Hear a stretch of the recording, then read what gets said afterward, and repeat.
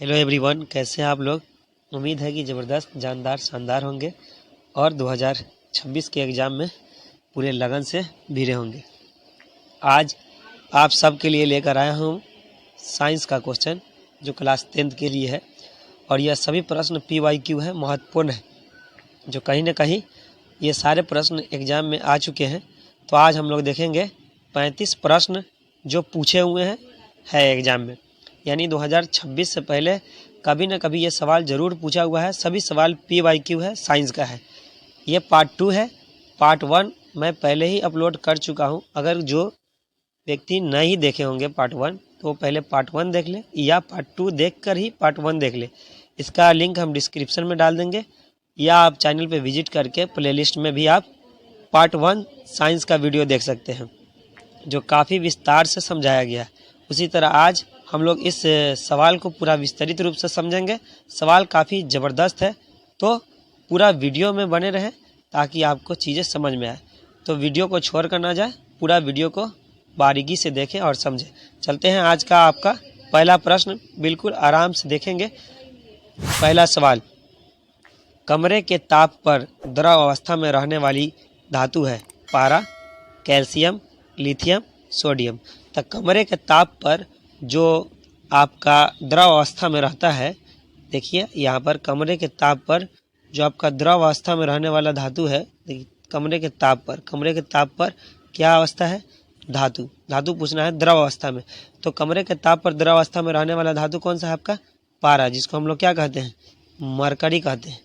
इसका संकेत कितना होता है, इसका संकेत Hg, परमाणु संख्या 80 होता है। आगे बढ़ते हैं अगला प्रश्न की तरफ। मनुष्य के श्वेत रक्त कोशिकाओं की जीवन अवधि कितनी होती है, 12 से 20 दिन, 2 से 3 महीना, 20 से 30 दिन, 4 महीना से अधिक। तो मनुष्य में जो श्वेत रक्त है यानी सफ़ेद रक्त कोशिका है, वो उसका जीवन काल कितना दिन होता है, उसका जीवन काल मनुष्य का 12 से 20 दिन का होता है। आगे बढ़ते हैं अगला प्रश्न की तरफ।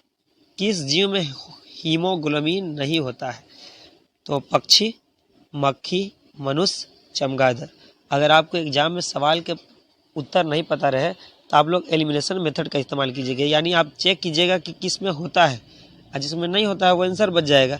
तो देखिए हीमोग्लोबिन, जिसके कारण हमारे बदन का खून का रंग क्या होगा, रक्त का रंग लाल होगा। क्या होगा, लाल होगा, रक्त का रंग लाल दिखेगा। लेकिन इसमें आप देखिए कि किसमें लाल नहीं दिखता है, उसको हम लोग ढूंढेंगे। तो लाल नहीं दिखता है, पक्षी में भी लाल होता है, मनुष्य में भी खून का रंग लाल होता है, चमगादड़ का भी लाल होता है। तो आंसर आपका क्या हो जाएगा, मक्खी हो जाएगा। इस तरह से आप छांटिएगा तो आंसर आपको पता चल जाएगा। आगे चलते हैं। मानव मस्तिष्क का औसत भार है 1 kg, 2 kg, 1.4 kg, 2.4 kg। हम लोग के मस्तिष्क का वज़न कितना है, 1.4 kg। अगर आपको वीडियो लगता होगा कुछ तेज़ है तो आप उसको स्लो कर सकते हैं स्पीड से। यूट्यूब के सेटिंग में स्पीड स्लो हो जाता है, या आपको लगता है फास्ट देखने का तो आप स्पीड बढ़ा सकते हैं ताकि आपकी रिवीजन हो जाए और आपको चीज़ें समझ में आए। आगे प्रश्न की तरफ बढ़ते हैं।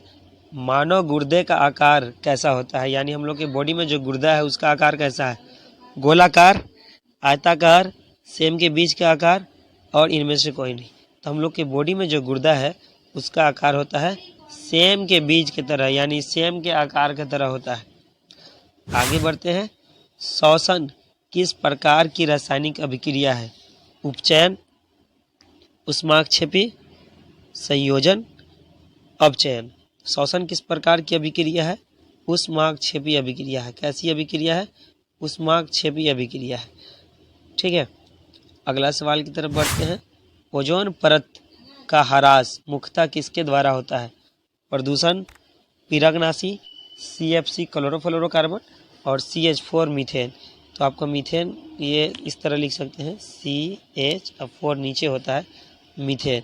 तो देखिए ओजोन परत को नुकसान सबसे ज़्यादा किससे हो रहा है, क्लोरोफ्लोरोकार्बन से हो रहा है। किससे हो रहा है, क्लोरोफ्लोरोकार्बन से। क्लोरो जो फ्रीज से निकलता है, किससे निकलता है, रेफ्रिजरेटर फ्रीज से निकलता है, क्लोरोफ्लोरोकार्बन से, क्लोरोफ्लोरोकार्बन से होता है।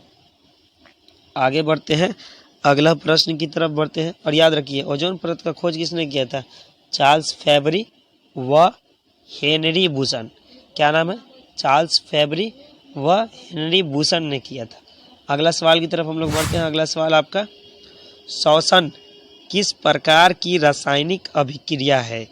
अपचयन, ऊष्माक्षेपी, संयोजन और अपचयन। तो श्वसन आपका कैसा अभिक्रिया है? यह सवाल शायद दोबारा आ चुका है। तो श्वसन आपका ऊष्माक्षेपी है। आगे बढ़ते हैं अगले सवाल की तरफ।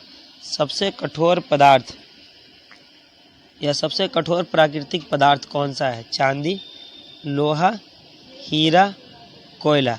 तो सबसे कठोर अगर प्राकृतिक पदार्थ देखा जाए तो आपका हीरा होगा। कौन होगा? हीरा होगा। सबसे कठोर प्राकृतिक पदार्थ होता है। ठीक है, ये चमकीला होता है परंतु क्या है, धातु है या अधातु है, आपको बताना है। ठीक है, आगे बढ़ते हैं अगला सवाल की तरफ। आवर्त सरणी में आवर्तों की संख्या होती है 7, 9, 8, 10। तो आवर्त सारणी में आवर्त की संख्या कितनी होती है? आवर्त सारणी में आवर्त की संख्या 7 होती है। आप लोग बताइएगा आवर्त सारणी में वर्ग की संख्या कितनी होती है? इसको आपको किसमें बताना है? कमेंट में बताना है कि आवर्त सारणी में वर्ग की संख्या कितनी होती है। आगे बढ़ते हैं। वायुमंडल में नाइट्रोजन की मात्रा कितनी होती है? 20%, 50%, 78% और 0.03 यानी 3% होता है। तो बताना है वायुमंडल में नाइट्रोजन कितना प्रतिशत होगा? तो 78% होता है। आगे बढ़ते हैं अगला प्रश्न की तरफ। प्लास्टर ऑफ पेरिस का रासायनिक नाम क्या है? Calcium sulphate, calcium sulphate monohydrate, calcium calcium chloride, calcium sulphate hemihydrate. तो याद रखिएगा प्लास्टर ऑफ पेरिस आपके एग्जाम के लिए काफ़ी महत्वपूर्ण है। घर में डिजाइन बनाने के लिए प्लास्टर ऑफ पेरिस का भी इस्तेमाल किया जाता है, घर की खूबसूरती बनाने के लिए, और इसका इलाज के लिए इसका इस्तेमाल किया। इसका केमिकल फार्मूला होगा CaSO4 × 2H2O। इसका आंसर होगा कैल्शियम सल्फेट हेमीहाइड्रेट। आगे बढ़ते हैं अगला सवाल की तरफ। द ओरिजिन ऑफ स्पीसीज नामक पुस्तक किसने लिखी है? ऑपेरिन, डार्विन, लामार्क, इनमें से कोई नहीं। अगर आप मेरे चैनल पे नए हैं तो चैनल को सब्सक्राइब करें। और ये पार्ट 2 है, पार्ट 1 आपके डिस्क्रिप्शन में डाला हुआ है, आप पार्ट 1 को भी ज़रूर देखें। और नहीं अगर देख पा रहे हैं तो प्ले लिस्ट में जाके पार्ट 1 को भी ज़रूर देखें। उसमें भी अच्छे से सवाल कराया गया है पूरा विस्तृत रूप से, ताकि चीज़ें समझ में आए, एग्जाम में कोई क्वेश्चन बाधित ना हो, रुके नहीं। तो ओरिजिन ऑफ स्पीसीज पुस्तक किसने लिखा है? डार्विन ने लिखा है। किसने लिखा है? डार्विन ने लिखा है। किस दर्पण से हमेशा वस्तु से छोटा प्रतिबिंब बनता है? उत्तल दर्पण, अवतल दर्पण, समतल दर्पण और गोलीय दर्पण। तो छोटा प्रतिबिंब किस में बनेगा? हमेशा छोटा प्रतिबिंब, याद रखिएगा, हमेशा आपका छोटा प्रतिबिंब पूछ रहा है। छोटा प्रतिबिंब तो छोटा बनेगा, उत्तल में बनेगा। आगे बढ़ते हैं। वायुमंडल में CO2 यानी कार्बन डाइऑक्साइड, वायुमंडल में कार्बन डाइऑक्साइड, इससे पहले हम लोग नाइट्रोजन पढ़े, कितना प्रतिशत है? 0.03%, 0.3%, 0.003%, 0.021%, यही है। तो कार्बन डाइऑक्साइड वायुमंडल में आपका 0.03% है। कितना है? 0.03% है। अभी हम आपको बताए हैं कि नाइट्रोजन कितना % है। आपको कमेंट में बताना है कि वायुमंडल में नाइट्रोजन कितना % है। आगे बढ़ते हैं अगला प्रश्न की तरफ। पोटेशियम का बाह्यतम शेल में कितना इलेक्ट्रॉन होता है? 1, 2, 3, 0। तो पोटेशियम के बाहर में कितना इलेक्ट्रॉन होगा?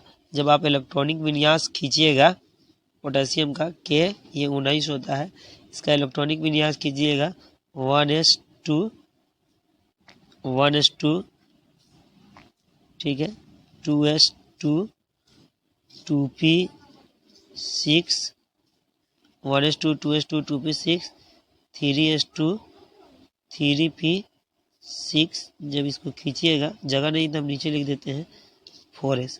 इसको गिनिए, ये हो गया 2, ये कितना हो गया 2, इसको 2 वाले को गिनिए, ये कितना हो गया 8, और ये 3 वाले को गिनिए, कितना हो जाएगा, ये भी हो जाएगा 8, गिनिए 2 8 10 और 10 8 18। तो एस में कितना इलेक्ट्रॉन होगा, एस में आपका इलेक्ट्रॉन होगा 18।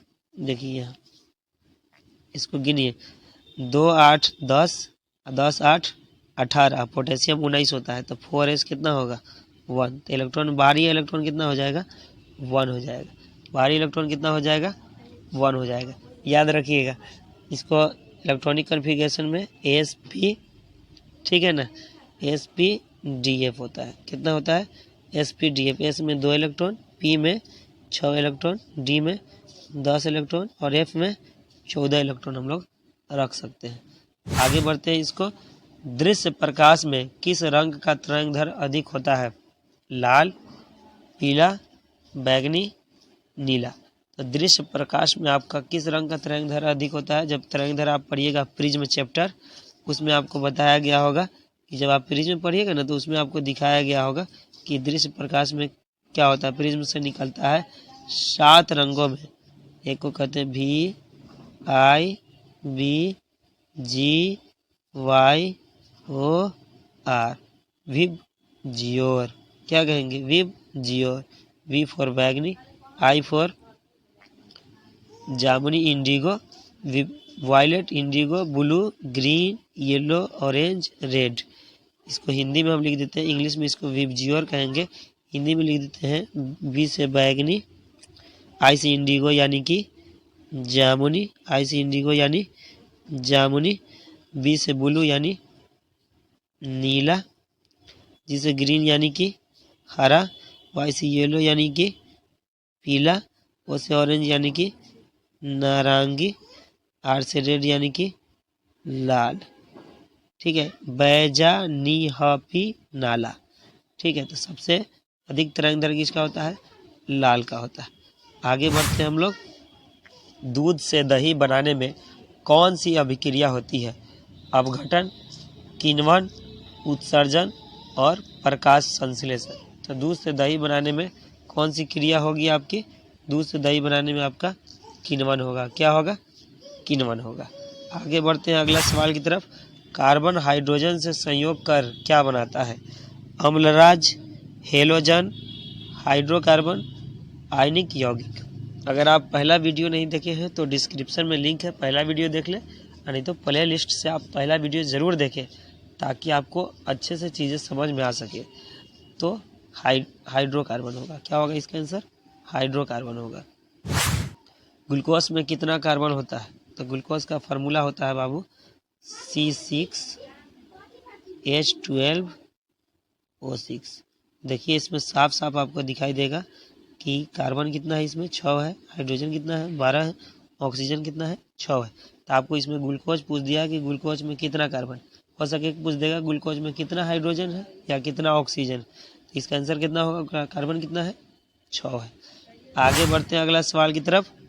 हजामत के लिए किस दर्पण का उपयोग होता है, अवतल दर्पण का, समतल दर्पण का, उत्तल दर्पण का, गोलीय दर्पण का। तो हजामत के लिए हमेशा अवतल दर्पण का उपयोग होता है। अवतल दर्पण का उपयोग रोगियों के नाक, कान, गले आदि के जांच के लिए भी किया जाता है। ठीक है, आगे बढ़ते हैं। टॉर्च, सर्च लाइट वाहनों में भी किया जाता है। आगे, कौन सा अधातु कमरे के तापमान पर तरल अवस्था में पाया जाता है। देखिए ये सवाल काफ़ी महत्वपूर्ण है क्योंकि ये सवाल में आपको पूछा हुआ है अधातु। क्या पूछा हुआ है, अधातु पूछा हुआ है, और कमरे के तापमान पर वो कौन सा अवस्था में, तरल अवस्था में। इससे पहले हम लोग पढ़े हैं कमरे के तापमान पर द्रव अवस्था में, ये है आपका तरल, द्रव है तो ये तरल है। ठीक है ना, और साथ ही साथ ये क्या पूछ रहा है, तरल के साथ साथ अधातु भी पूछा है। तो अधातु में कौन सा पाया जाएगा, पारा, ब्रोमीन, सल्फर और सोडियम। नहीं, इसमें सीधा पाया जाएगा ब्रोमीन पाया जाएगा। क्या पाया जाएगा, ब्रोमीन पाया जाएगा। ये आंसर होगा, ब्रोमीन होगा। आइए, पारा कब होगा, जब पारा आपका मरकरी, पारा यानी कि मरकरी जब कब पूछेगा, धातु पूछेगा तब, यानी धातु पूछेगा तब ये आंसर होगा। आगे बढ़ते हैं अगला सवाल की तरफ। दही में कौन सा अम्ल पाया जाता है, सिट्रिक अम्ल, टार्ट्रिक अम्ल, लैक्टिक अम्ल, मैलिक अम्ल। तो दही में आपका कौन सा अम्ल पाया जाएगा, लैक्टिक अम्ल पाया जाएगा। कौन सा अम्ल पाया जाएगा, लैक्टिक अम्ल पाया जाएगा। मैलिक अम्ल, ये मौलिक हो गया, गलत लिखा गया। मैलिक अम्ल होगा, ये सेब में पाया जाता है। मैलिक अम्ल सेब में पाया जाता है, ठीक है। इमली में पाया जाएगा टार्ट्रिक अम्ल, इमली में पाया जाएगा टार्ट्रिक अम्ल। यह सिट्रिक अम्ल किसमें, खट्टे फल में पाया जाता है। नींबू मान लीजिए, नींबू में पाया जाएगा, ठीक है। आगे बढ़ते हैं अगला प्रश्न की तरफ। किस धातु को केरोसिन में डुबाकर रखते हैं? Magnesium, sodium, mercury, tungsten. तो आपका आंसर क्या होगा? सोडियम। ये क्रियाशील धातु है। इसकी परमाणु संख्या कितनी होती है? 11 होती है। संकेत कितना होता है? Na संकेत होता है। इसको केरोसिन में डुबा कर रखा जाता है, काफ़ी क्रियाशील होती है। आगे बढ़ते हैं। मनुष्य में सांस लेने और छोड़ने की प्रक्रिया को क्या कहते हैं? श्वसन, स्वश्वास, निश्वसन, निःश्वसन। तो सांस लेने और छोड़ने की प्रक्रिया को श्वासोच्छ्वास कहते हैं। क्या कहते हैं? श्वासोच्छ्वास कहते हैं। आगे बढ़ेंगे। पौधों में खाद्य पदार्थों का स्थानांतरण किस रूप में होता है? ग्लूकोज, सुक्रोज, स्टार्च, प्राचीन। तो पौधों में जो खाद्य पदार्थ जो होता है उसका क्या होगा? स्थानांतर आपको सुक्रोज में होगा। किस में होगा? सुक्रोज में होगा, सुक्रोज में होगा, ठीक है। आगे बढ़ते हैं। आप अगर पहला वीडियो नहीं देखें तो पहला वीडियो अवश्य ही देखें, ताकि आपका बूस्टअप बना रहे और साइंस में बेहतर से बेहतर नंबर आ सके।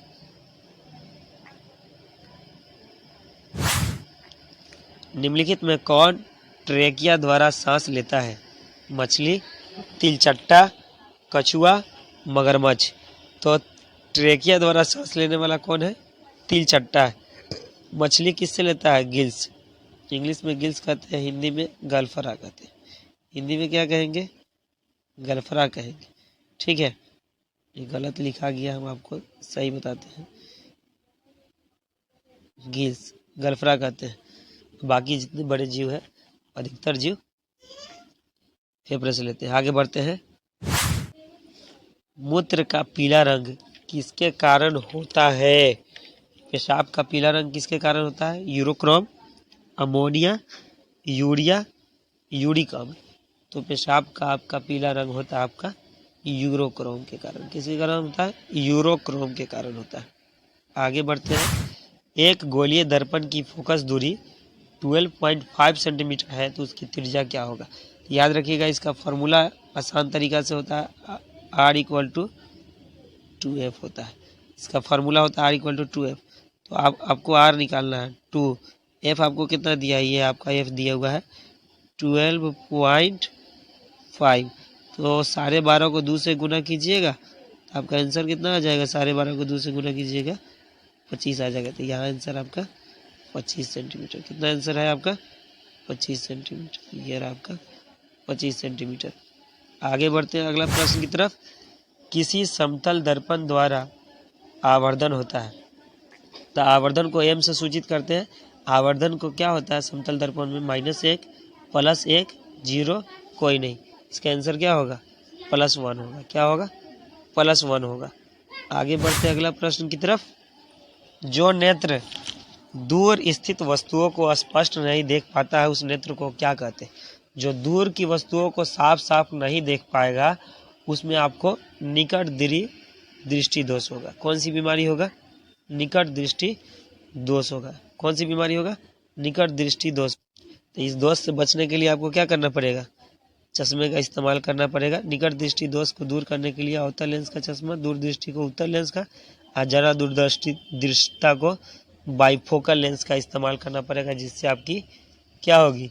देखने की क्षमता बढ़ जाएगी।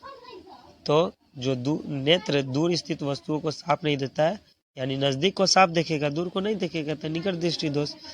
आगे अगला, किसी वस्तु का प्रतिबिंब नेत्र के किस भाग पर बनता है? कॉर्निया, रेटिना या दृष्टिपटल, पुतली, आइरिस।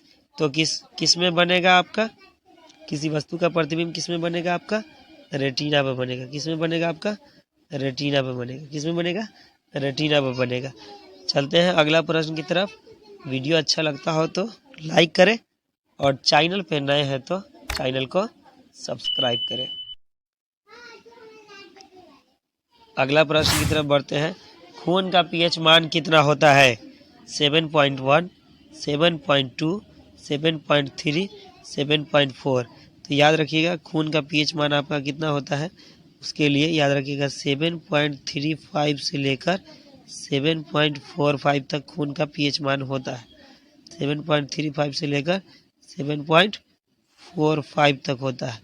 तो इसका हम लोग डायरेक्ट आंसर कितना लिखेंगे? 7.4। और आज का आखिरी प्रश्न है,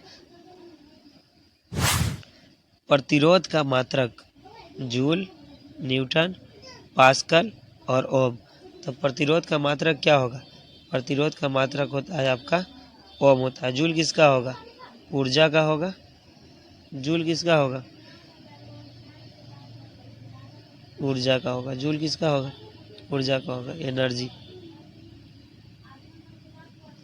एनर्जी का होगा। ठीक है ना। न्यूटन किसका होगा? बल का होगा। न्यूटन किसका होगा? बल का होगा। पास्कल किसका होगा? दाब का होगा। और ओम का होगा प्रतिरोध। तो आज के लिए इतना ही। फिर हम आपको मिलते हैं बहुत जल्द अगले वीडियो में। तब तक के लिए जय हिंद, जय भारत। अपनी पढ़ाई में बूस्टअप दीजिए ताकि आपका रिजल्ट बेहतर हो सके। धन्यवाद।